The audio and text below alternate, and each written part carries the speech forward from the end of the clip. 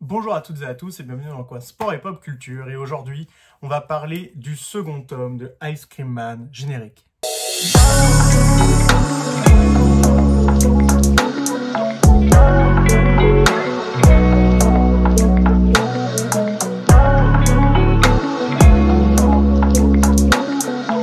Alors, comme je vous l'ai dit, on va parler du second tome de Ice Cream Man, dont j'ai parlé du premier tome très récemment, il y a pas longtemps. Pourquoi je vous parle du tome 2? Déjà parce qu'il est sorti il y a pas longtemps. Et en plus de ça, parce que moi, du coup, je l'ai relu, parce que je l'ai lu en VO, comme je vous l'ai dit, je les suis en fur et à mesure que ça sort. Mais c'est vrai que du coup, les tomes qui sortent en VF parlent d'épisodes qui sont sortis il y a très longtemps, il y a parfois 3 ou 4 ans en arrière. Donc ça me rafraîchit la mémoire de les relire. Et il faut dire que le deuxième tome est vraiment excellent.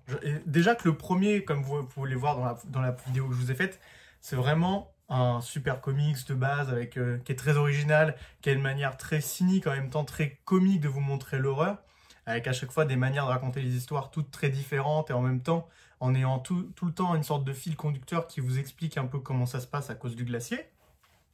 Mais alors là vous avez vraiment des bijoux dans les histoires. C'est-à-dire que donc, dans chaque comics, il y a 4 histoires. Comme j'ai dit dans le tome 1, c'est toujours pareil dans le tome 2, donc il est toujours pas très épais. Et il coûte toujours le même prix, c'est-à-dire 18 €, ce qui est relativement cher. Mais encore une fois, c'est vraiment une super série d'horreur. C'est vraiment très sympa à suivre. Si vous aimez bien l'horreur et surtout si vous aimez bien les histoires inventives, c'est vraiment une claque à chaque fois que vous en lisez. Là, vous avez donc 4 histoires. Et je dois dire que dans les 4 histoires dans le tome 2, il y en a 3 qui sont géniales. Déjà, la première, dès que vous commencez, sans trop vous spoiler, en gros, la narration est faite par quelqu'un qui est en train de se suicider et qui tombe dans le vide. Et en fait, pendant qu'il tombe dans le vide, alors que dans la vraie vie, ça dure quelques secondes, vous savez, on dit souvent qu'on revoit toute notre vie défiler avant de mourir. Lui, en gros, vous le voyez en train de parler, de raconter de sa vie avant qu'il meure. Et du coup, on sait tous comment ça va terminer. D'ailleurs, du coup, c'est même pas un spoil, parce que dès les premières minutes, quand vous voyez la personne tomber dans le vide, vous vous doutez bien qu'il va pas commencer à voler et survivre. Donc, hop, ça finit comme ça. Spoiler, alerte. Mais l'essentiel, c'est pas la fin, c'est vraiment tout le déroulé de l'histoire. Donc la première histoire est vraiment géniale. Elle est à se tordre de rire, le nombre de choses qu'il dit pendant qu'il est en train de tomber dans le vide, c'est incroyablement marrant. La deuxième histoire, c'est vraiment déjà, c'est une histoire muette, personne parle. Et donc c'est un personnage qui va prendre 3 boules de glace au glacier, dont on parle souvent, qui est un petit glacier diabolique. Et du coup, vous allez avoir une page à chaque fois comme ça, avec 3 codes couleurs qui vous racontent 3 histoires différentes probables de sa vie. Et sans trop vous spoiler, en fait, chacune a une sorte de petite mélancolie un peu cynique, un peu morbide, et en même temps, parfois avec un peu de l'espoir, un peu de la joie. Vous passez à travers plein d'émotions différentes en seulement 22 pages.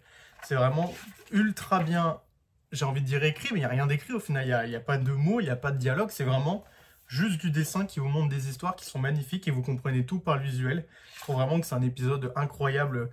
C'est ce que la bande dessinée de plus organique. La troisième histoire, c'est vraiment une histoire ultra touchante.